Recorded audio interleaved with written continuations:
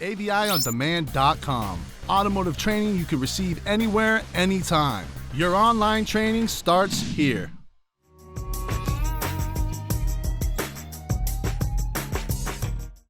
And here's just a close-up picture, if you've never seen one, of the stoichiometric graph here. Kind of goes ahead and lists the poisonous gases, and it shows you why they came up with 14.7 to 1 air-fuel ratio as the stoichiometric level here. It's a happy medium between HC, CO, and NOx. So talking about the catalytic converter, we know that we have three precious metals inside: platinum, palladium, and rhodium. And obviously, platinum and palladium is used to go ahead and clean up the HC and CO. The rhodium is actually used to clean up the NOx levels on a vehicle. So a lot of times I have techs ask me all the time, I put these aftermarket converters on and I keep coming back with this P0420 code. Or how do I diagnose a P0420 code quickly and easily? Because it could be an exhaust leak, it could possibly be, in rare cases, the CAT sensor, but most of the time it turns out to be the catalytic converter. So let's address that issue real quick. A lot of times there's scan tools on the market, and if your scan tool doesn't have the capability of doing this, remember that we always have those drivability emissions calculators that are found online that we could do. But here we're actually showing the pre-CAT and post-CAT O2 sensors for bank 1 and bank 2, and they're pretty much mirroring one another. And it's telling you overall catalyst efficiency on bank 1 is only 8%. So that's obviously telling you, hey, I've got a severe problem with the catalytic converter.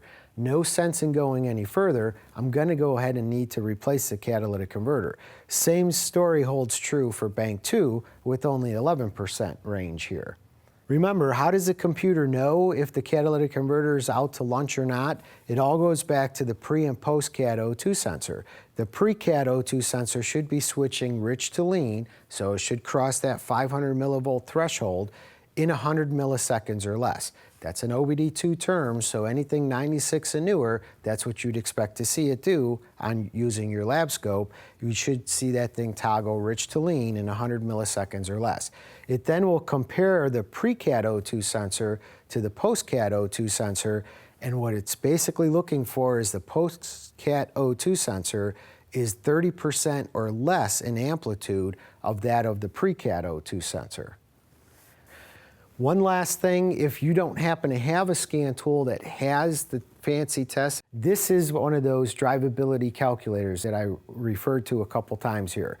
It has the ability to go ahead and equate out volumetric efficiency. It gives you a lambda combustion efficiency. It tells you if you have catalytic converter efficiency, if there's a problem with that. And this is something that isn't free, but it's got a very low price tag on it. It's less than $50. It's made by these guys called the Drivability guys. I highly recommend. This is a very complete emissions calculator, in my opinion. Some of the ones you get online will be just a volumetric efficiency calculator or just a catalyst efficiency calculator. These guys went ahead and put all the calculators in one spot for you. So again, these next couple slides just show you some of the advantages here. One nice thing that I like about this calculator, we said before with the platinum and palladium and rhodium, the next time you're thinking about putting an aftermarket converter on a car, just go ahead and plug it into the catalyst efficiency calculator, and you could kind of get a good idea just exactly why that aftermarket converter is so much cheaper than a factory converter. You'll see how close the NOx and the HC and CO are, what the overall percentage is, how close they are to failing. They're gonna turn the light off for you, but for how long is always the question. They just don't have enough of those three precious metals in them, which is why the price tag is so much cheaper on those.